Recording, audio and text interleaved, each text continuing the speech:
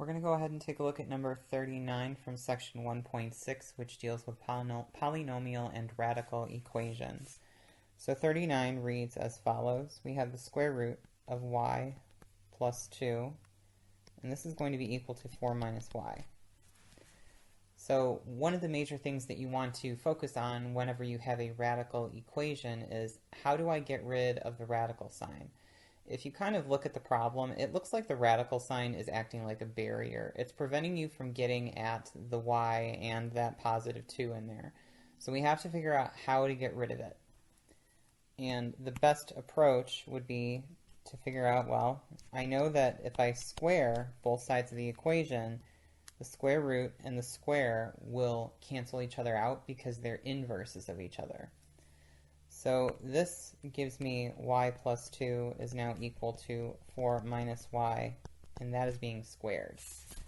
So what I suggest that we do, because whenever you square polynomials, it gets a little bit messy and sometimes a little bit cumbersome to do the operations in your head.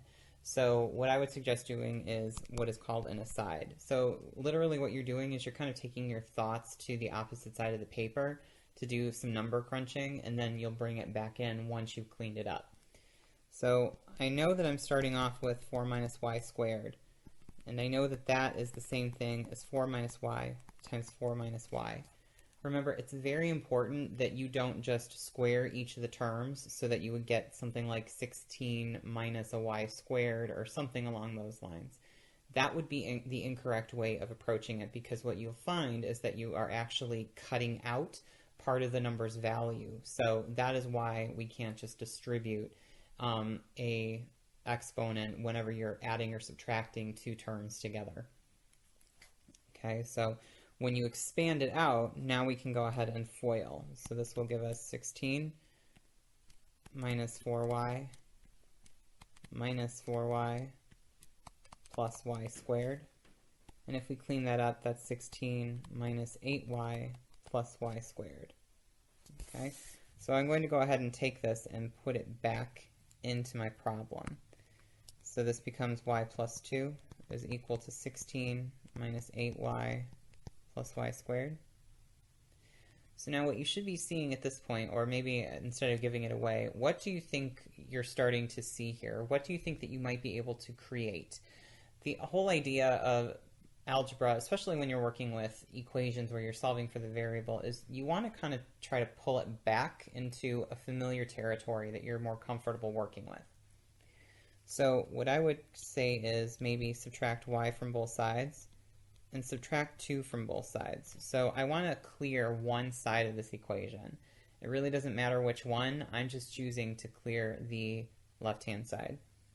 So this leaves me with 0 is equal to 14 minus 9y plus y squared. And because of my commutative property, I can rearrange my terms if I feel that it will make it look a little bit more familiar to me. So this is actually, I could say that this is 0 is equal to y squared minus 9y plus 14. And I know that this 14 is plus because it's a positive value. Okay. So what do you notice now after we've done some manipulation? Hopefully you're thinking, well, this is a quadratic. Well, if it's a quadratic, then perhaps I can factor this down, or you can use your calculator to help you, or quadratic formula, completing the square, any of those methods. So I can break apart y squared into a y and a y, and I know that I have a minus 9 here and a plus 14 here. So perhaps then that's going to tell me that both of my signs here will be subtraction or minus signs. And for my 14, well, I can break that into 7 and 2. Again, if you're not sure if you are buying what I'm saying at this point, what I would suggest doing is pausing the video and doing the distribution or foiling and see if you get back to that previous step.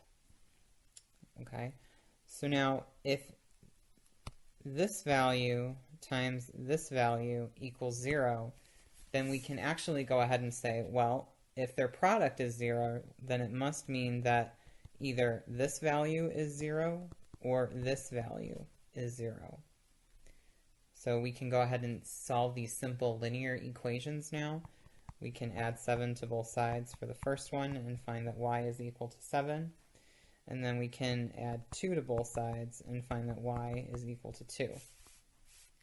Now bear in mind that when you are working with radical equations, you want to make sure to check your answers to make sure that you don't have any extraneous solutions.